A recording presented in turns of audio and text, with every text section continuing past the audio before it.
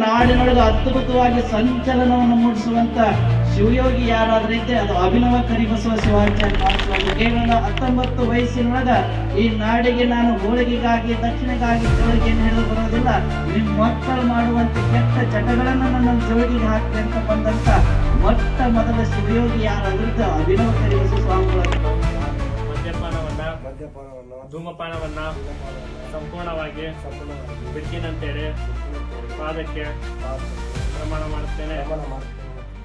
ಮಕ್ಕಳಿಗೆ ಶಿಕ್ಷಣದ ಜೊತೆಗೆ ಸಂಸ್ಕಾರ ಕೊಡಬೇಕು ಅಂತ ಧಾರವಾಡದ ಸರ್ಪಭೂಷಣ ದೇವರು ಹೇಳಿದರು.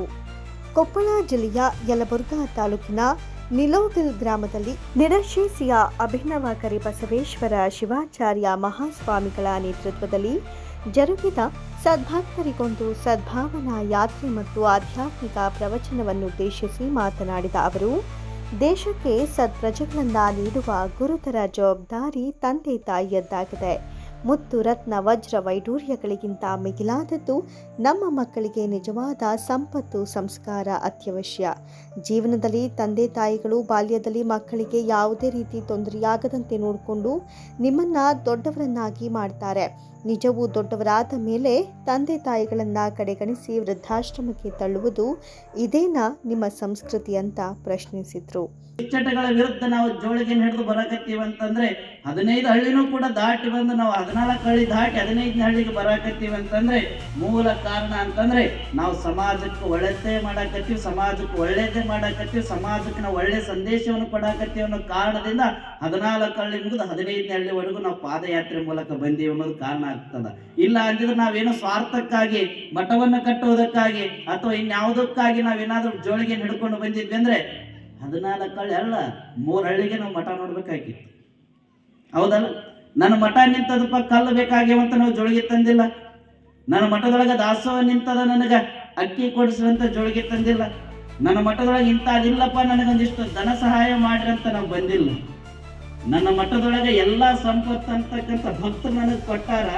ಆದ್ರೆ ಭಕ್ತರ ಸಂಪತ್ತು ಆಗಿರುವಂತ ಅವರ ಮಕ್ಕಳು ಅನಾರೋಗ್ಯಕ್ಕೆ ತುತ್ತಾಗಿ ದುಶ್ಚಟಗಳಿಗೆ ಬಲಿಯಾಗಿ ಯಾರಿಗೂ ಕಾಣಲಾರ್ದಂಗ 21-22 ವಯಸ್ಸೊಳಗೆ ತಾವು ಮಣ್ಣಾಗಿ ಹೊಂಟಾರ.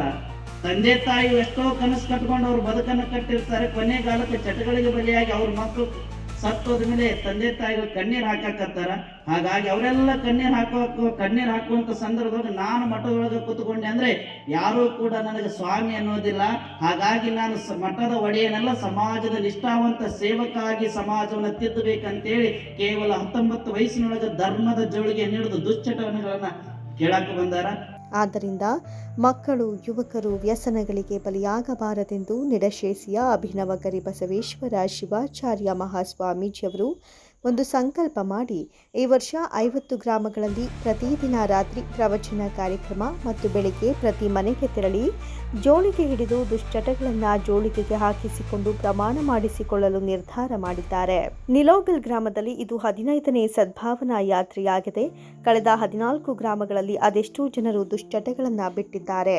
ಇನ್ನೂ ಅನೇಕ ಹಳ್ಳಿಗಳಿಗೆ ತೆರಳಿ ದುಶ್ಚಟಗಳನ್ನು ಬಿಡಿಸುವ ಕಾರ್ಯ ಮಾಡುತ್ತಿದ್ದಾರೆ. ಅಭಿನವ ಕರಿಬಸವೇಶ್ವರ ಮಹಾಸ್ವಾಮಿಗಳಿಗೆ ಗ್ರಾಮಸ್ಥರು ಸಹಕಾರ ನೀಡಿದಾಗ ಮಾತ್ರ ಯಶಸ್ವಿಯಾಗಲು ಸಾಧ್ಯವೆಂದು ಹೇಳಿದರು.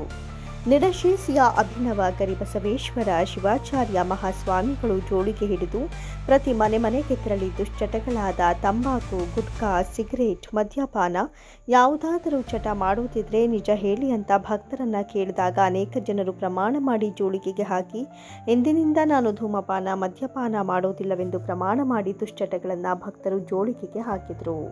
ಗ್ರಾಮದಲ್ಲಿ ಜಾತಿ ಭೇದ ಎನ್ನದೇ ಎಲ್ಲ ಸಮಾಜದ ಮನೆಗಳಿಗೆ ತೆರಳಿ ಅರಿವು ಮೂಡಿಸಿ ದುಶ್ಚಟಕ್ಕೆ ಯಾರು ಅಂಟಿಕೊಳ್ಳಬೇಡಿ, ಯುವಕರು ಒಳ್ಳೆ ಚಾರಿತ್ರ್ಯವುಳ್ಳವರಾಗಬೇಕು ಅಂತ ಕರೆ ನೀಡಿದರು. ನಾನು ಮದ್ಯಪಾನವನ್ನ ಧೂಮಪಾನವನ್ನ ಸಂಪೂರ್ಣವಾಗಿ ಬಿಡ್ತೀನಂತೇಳಿ ಪಾದಕ್ಕೆ ಪ್ರಮಾಣ ಮಾಡುತ್ತೇನೆ.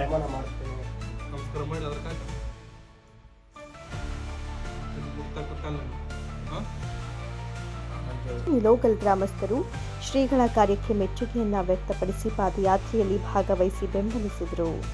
ಗ್ರಾಮಕ್ಕೆ ಸ್ವಾಮೀಜಿಗಳು ಆಗಮಿಸ್ತಾ ಇದ್ದಂತೆ ಮಹಿಳೆಯರು ಕುಂಭ ಕಳಸ ಭಜಂತ್ರಿ ಮೇಳಗಳೊಂದಿಗೆ ಅದ್ದೂರಿಯಾಗಿ ಸ್ವಾಗತಿಸಿದರು. ಪೂಜ್ಯರ ಜೊತೆ ರಾಮನಗೌಡ ಎಸ್ ಹೊಟ್ಟೆರ, ವಿಠಲ ನಿಡಶೇಸಿ, ವಿರೂಪಾಕ್ಷಯ್ಯ, ಸ್ವಾಮಿ ಚೌಕಿಮಠ, ಸಂಗೀತಗಾರರಾದ ಕುಮಾರ ತಾಳಿಕೋಟಿ, ಪ್ರಶಾಂತ ಮುದ್ದೆಬಿಹಾಳ ಮತ್ತಿತರರು ಭಾಗವಹಿಸಿದ್ರು. ವರದಿ ಶ್ರೀಕಾಂತಗೌಡ ಮಾಲಿಪಾಟೀಲ್, ಚಾಣಕ್ಯ ನ್ಯೂಸ್ ಎಕ್ಸ್‌ಪ್ರೆಸ್, ಕೊಪ್ಪಳ.